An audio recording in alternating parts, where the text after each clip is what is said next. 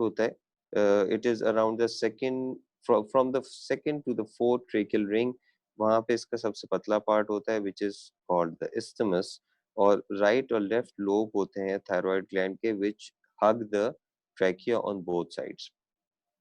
Now what's important is कि जहाँ पे ये trachea को hug कर रहा होता है उसके बिल्कुल पीछे, जो trachea के पीछे esophagus होता है, and then we have the trachea in front of it, और trachea और esophagus के बीच में recurrent laryngeal nerve जारी होती है. That recurrent laryngeal nerve is covered over by the thyroid. तो जब भी हम thyroid की surgery करते हैं, it is very important to take care of that recurrent laryngeal nerve.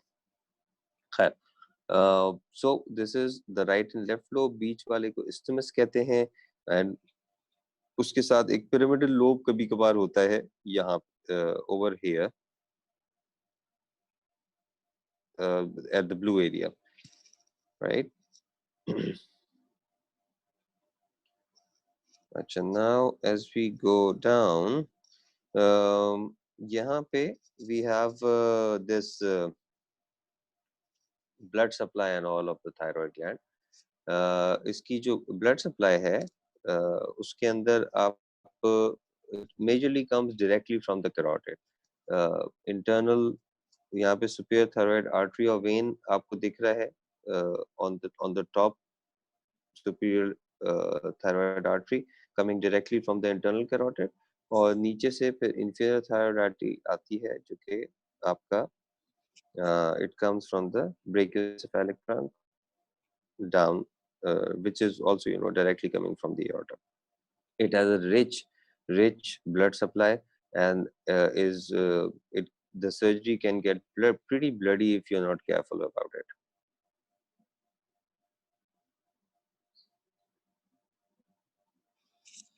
Okay, so this is now a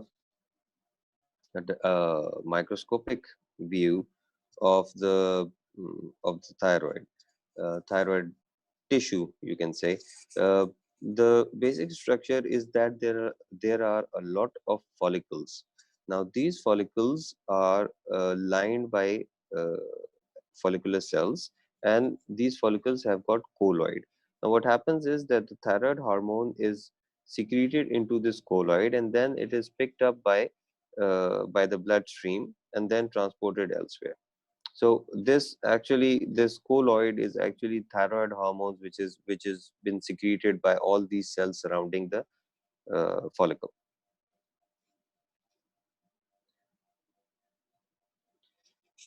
Now, how does the thyroid make the hormone? Now, what happens is that the thyroid follicles secrete T3 and T4 into the matrix between the within that follicle. Now this is stored in the follicles, and it is bound to a glycoprotein called thyroglobulin. Now that thyroglobulin thyroglobulin along with the T3 and T4 are released in the blood bound to plasma proteins. Now, and then they circulate throughout the body and have their effect wherever they want to affect.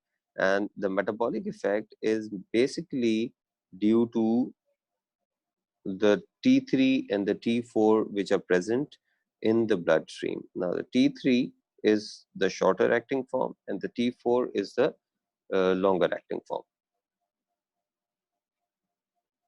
Now we go ahead. So, okay, so now every endocrine system in the body has a feedback mechanism, and that feedback mechanism actually controls how that endocrine organ functions.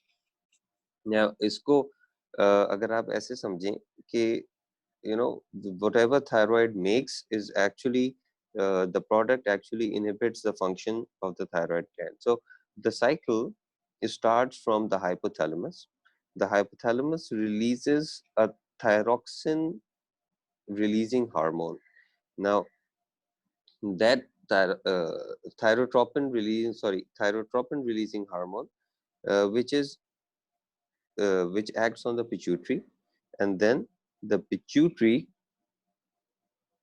And then the pituitary actually releases the TSH, which goes to the thyroid and then causes the thyroid to release T3 and T4.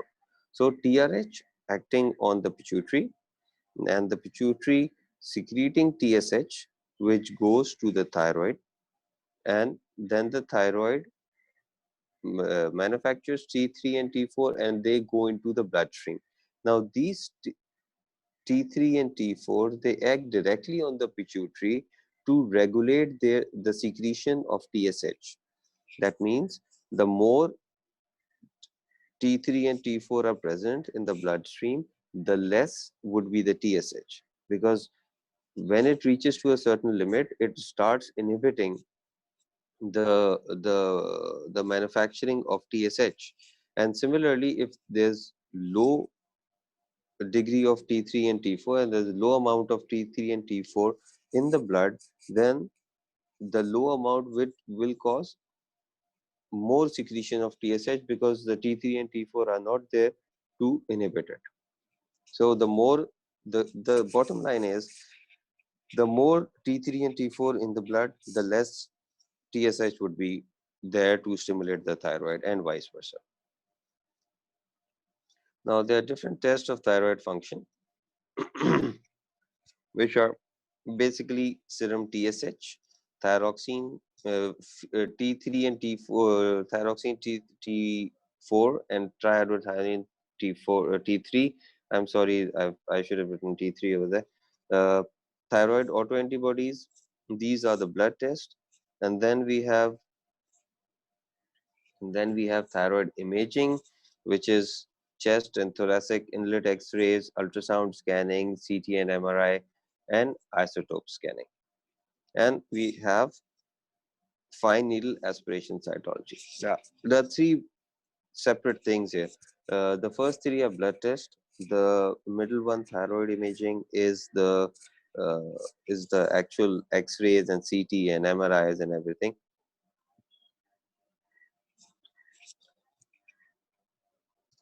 And then we have fine needle aspiration cytology, which is a kind of a histopathology. Now, first of all, we will go to the blood test so that we can learn to interpret them better, because that is the basic premise of knowing if the thyroid is how the thyroid is functioning. Now, we can have thyroid functional state,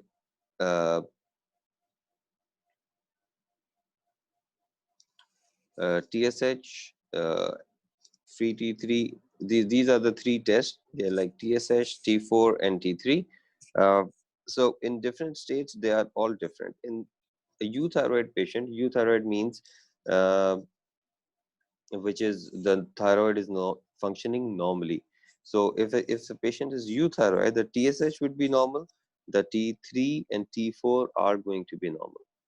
Now, in a thyrotoxic patient, that is a patient who's got increased secretion of who's got an increased level of T3 and T4 in their blood. Now, in such a patient, the T3 and T4 are going to be high, and when the T3 and T4 are high, then automatically the TSH is going to be very low or undetectable. Now, the other condition, myxedema. In myxedema, the T3 myxedema is a state of low function of the thyroid gland.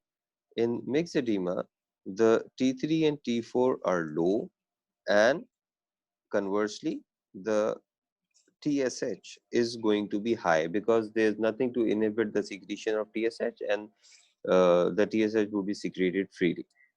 Now these are the last two things are suppressive T4 therapy and T3 toxicity, which is iatrogenic basically. So we are not going to go into such fine details at the moment, otherwise it will be very long.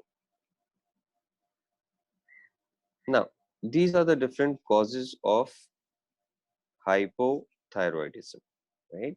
Now, hypothyroidism mostly is hypofunction of the thyroid. Mostly the causes are autoimmune thyroiditis or iodine deficiency, right? Now, it can be accompanied by increase in the size of the gland, and it can be without any increase in the size of the gland. Now, if it is an increase in the size of the gland, that's usually due to goitrogens and iodine deficiency. Uh, these are the usual things that cause goitrous enlargement along with hypothyroidism. And other than that, there can be hormonal imbalances. It can be secondary to pituitary or hypothalamic disease. It can be because of congenital absence of thyroid. That can also happen. We can have endemic cretinism. That's because of maternal deficiency of iodine and all. And of course, after thyroidectomy, the patient would be hypothyroid. It can be drug induced. It can be after radioiodine therapy as well. It is usually goitrous and due to iron deficiency. Now, coming to the signs of hypothyroidism, we have the signs would be bradycardia, cold extremities, dry skin and hair, periorbital puffiness, hoarse voice, bradykinesis, and delayed reflexes.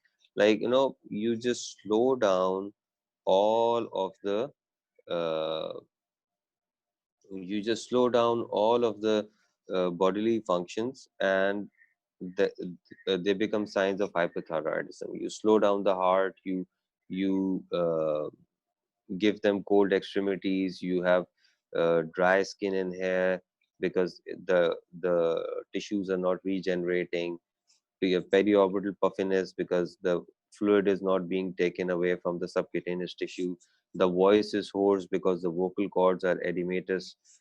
We have bradykinesis. We have slowness of movement. We have delayed reflexes.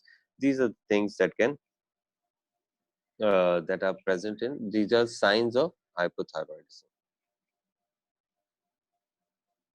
Now, the symptoms of hypothyroidism that the patient is going to tell you, they are basically tiredness, mental lethargy, cold intolerance, weight gain, constipation, mental disturbances, and the carpal tunnel syndrome. The patient carpal tunnel syndrome is very typical. The patient would complain that by the end of the day they have got pain in the ulnar side of their of in the radial side of their hand, and that is usually not present in the morning but becomes evident during the day. That's because the nerve is being compressed at the wrist because of the edema, because it goes under that uh, band of tissue which can actually cause compression. Now, how do you diagnose hypothyroidism? Hypothyroidism is diagnosed by thyroid function test, which are essentially TSH, FT3, FT4, and you can also check for anti-thyroid antibodies to diagnose any autoimmune cause of the disease.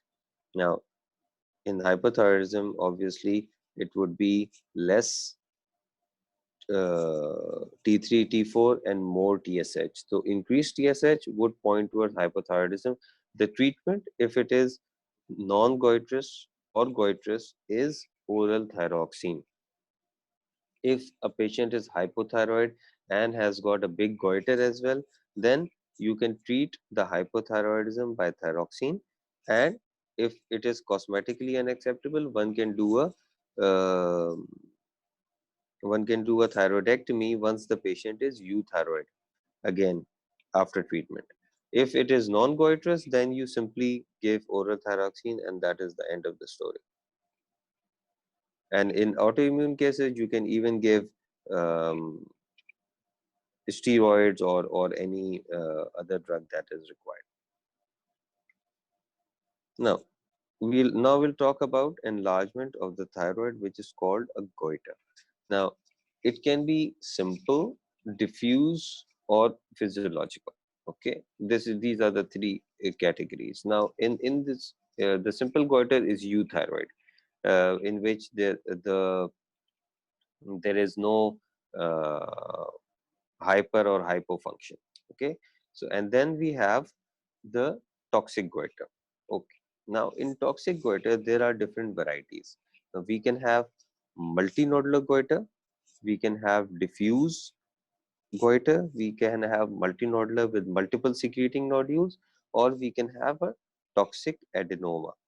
Now, the difference between these are the end is the same, that of course there is increased production of T3 and T4, but in Graves' disease, the goiter is diffuse. That is, the thyroid gland is diffusely enlarged, and there is no discrete nodule or nodularity within the gland. The whole thing is enlarged. In multinodular goiter, there are multiple nodules present in the thyroid gland, and either all of them or one of them is hyper secreting. Okay, the rest of the gland is not secreting. And then there is a toxic adenoma. In a toxic adenoma, there is one single follicle or one single nodule which is present in all of the thyroid, and that is the one who which is actually uh, causing the this what you can say hyperthyroidism. Okay, so uh, there are different treatments for different things, because if the whole of the gland is secreting a lot of is secreting T3 and T4 and is responsible for the hyperthyroidism, then you have to take out the whole gland. If a nodule is responsible, then you have to take out part of the gland, not all of it. So now that is one cause of thyroid enlargement, and then we come to neoplastic causes, which is benign and malignant. Okay, we'll come to that later. And then we have inflammatory causes of goiter, which is largely autoimmune, granulomatous, fibrosing, or infective. These are the different diseases which cause. Autoimmune is chronic lymphocytic thyroiditis. Granulomatous is Deger veins.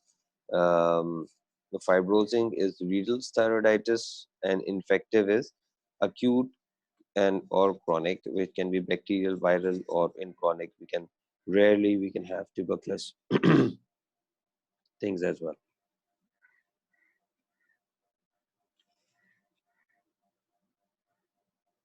Okay, so now we go to simple non-toxic goiter. Okay, simple non-toxic goiter is simple hyperplastic colloid goiter. This is usually caused by iodine deficiency or goitrogens. Cabbage is one of the goitrogens, by the way. It is large, smooth, firm, non-tender, and it does not have any metabolic effect. Like, it is not hyper or hypothyroid. The patient is euthyroid, and the main problem comes because of the pressure effect, nothing else. In multinodular goiter, we have areas of hyper and hypoplasia. Uh, it is usually large, irregular, bosselated, nodular, like a big mass in the thyroid with multiple small protrusions here and there. This is also euthyroid, and the basic effect is due to the pressure. These are simple non-toxic goiters. We are talking about non-toxic goiter at the moment. Now, what is this pressure effect? Because if the thyroid keeps enlarging in size, it is sitting on the trachea. Now, when it's sitting on the trachea, it is obvious to cause some pressure effect on it. Now, if it increases in size, then obviously it causes compression of the trachea. It can cause discomfort to the patient when the patient lies down.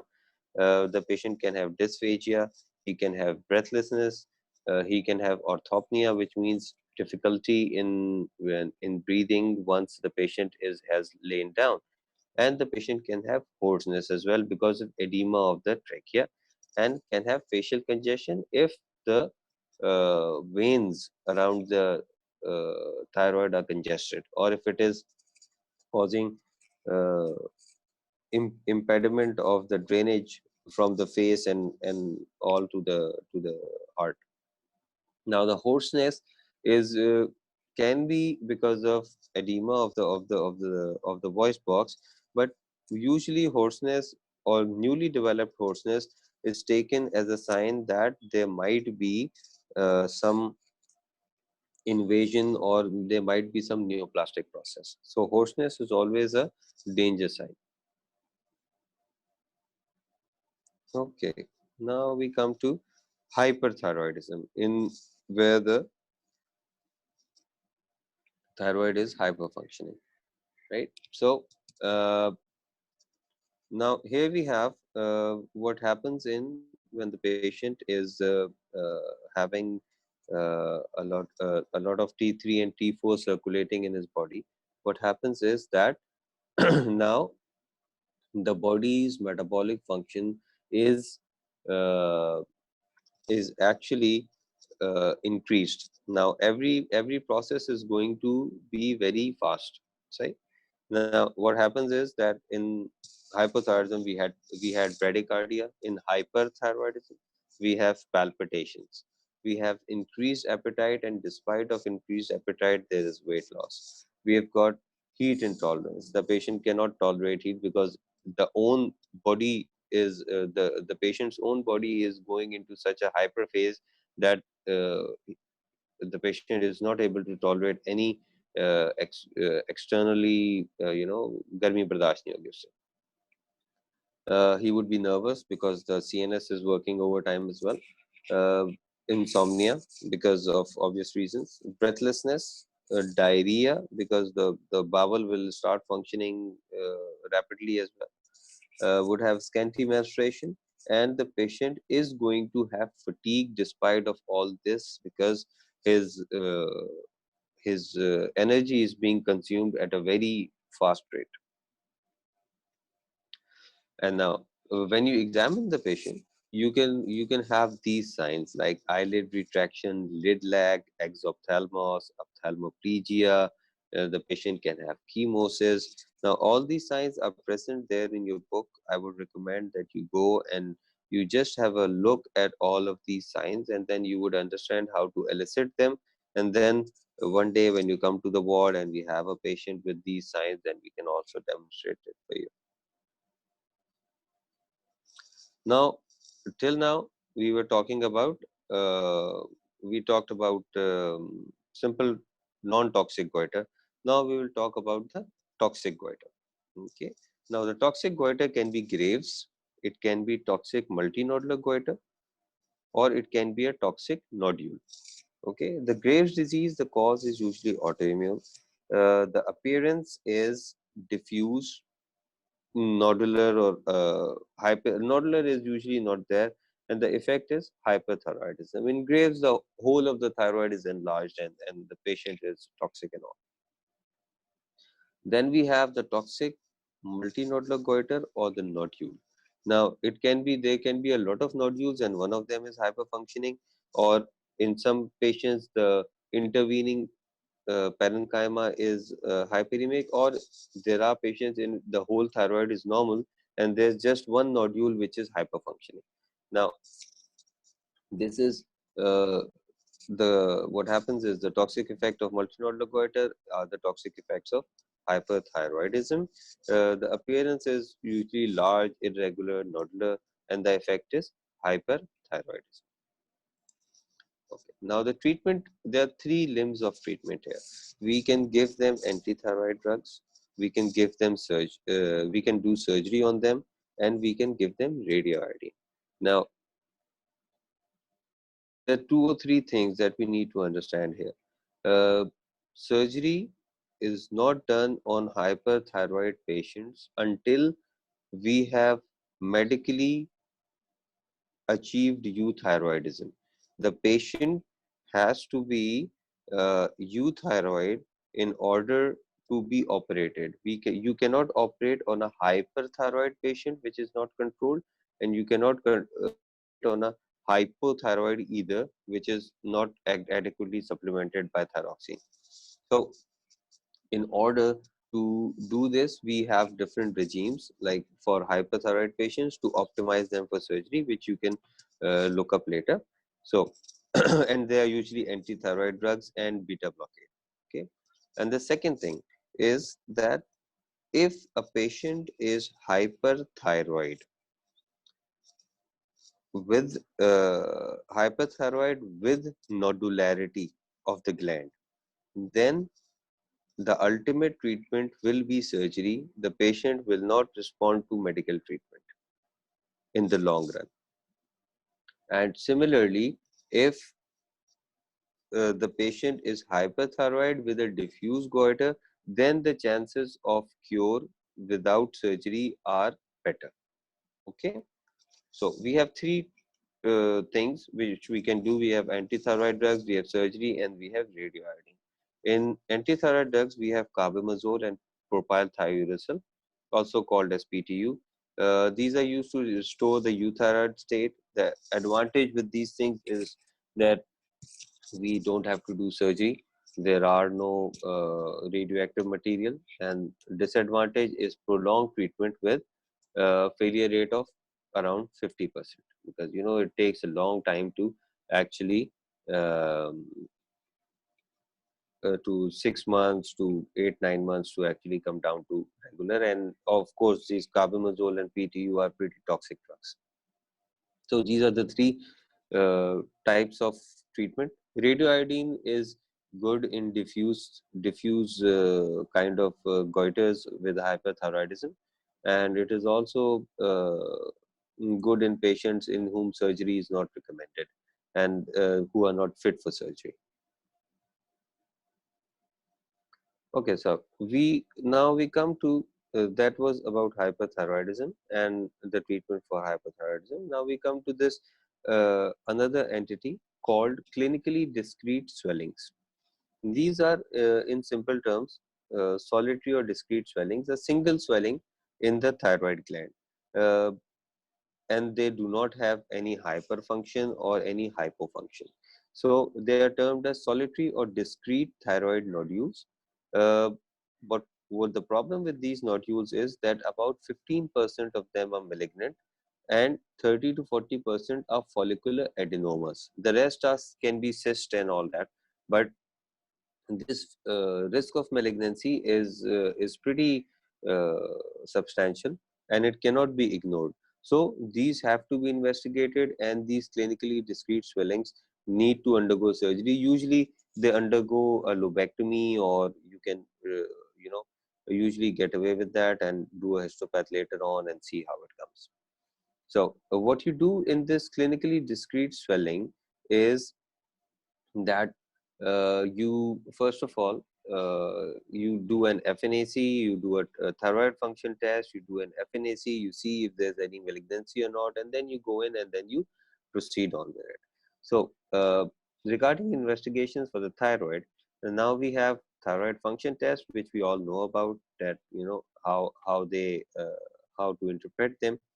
We have autoantibody titers, which are usually done in patients with hypo or hyperfunction, so that we can see if there's an autoimmune component to it. We have the isotope scan as well. Now, this is a radio isotope scan. It is only recommended in patients who have got nodularity of the gland along with hyperthyroidism. Okay. Now, for imaging, we can do ultrasonography to see if there's any nodule or any other suspicious thing. We can do a FNAC, which is fine needle aspiration cytology. That's what we do with solitary discrete nodules or a dominant nodule in a nodular gland. Prior to surgery, a laryngoscopy is done to see if the vocal cords are moving properly or not. And then we can also do a core biopsy of lesions which are deemed inoperable. Now, choosing surgical procedures is, you have to take a lot of things under consideration. The diagnosis, if you know about it, you have to tell the patient about the risk of thyroid failure, You have to counsel them about the risk of recurrent laryngeal nerve injury. Uh, in Graves' disease, the surgical procedures are different. Multinodular goiter, we deal with them differently. Differentiated thyroid cancer can be dealt with total thyroidectomy or with lymph node dissection or not.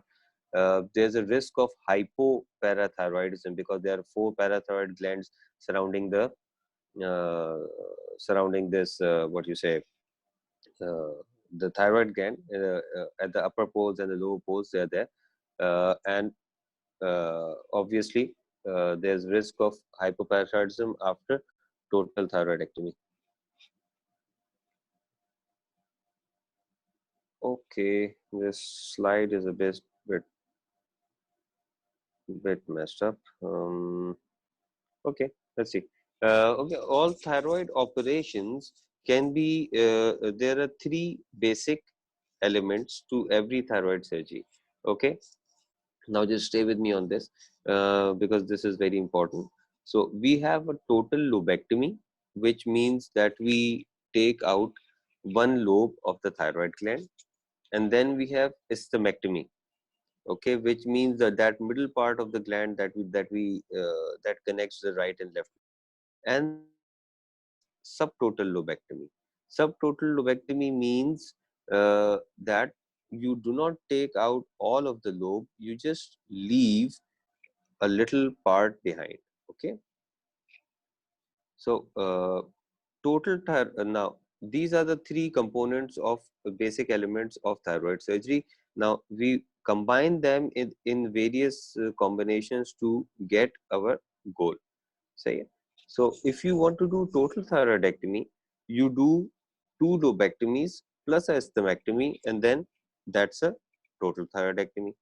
If you do if you do subtotal thyroidectomy, there is 2 into subtotal lobectomy, like you leave a little amount of lobe behind. A little means 2 or 3 grams, hardly this size of thyroid behind, and you do a stomectomy. So it is subtotal thyroidectomy if you do that. And in near total thyroidectomy, you do total lobectomy on both sides.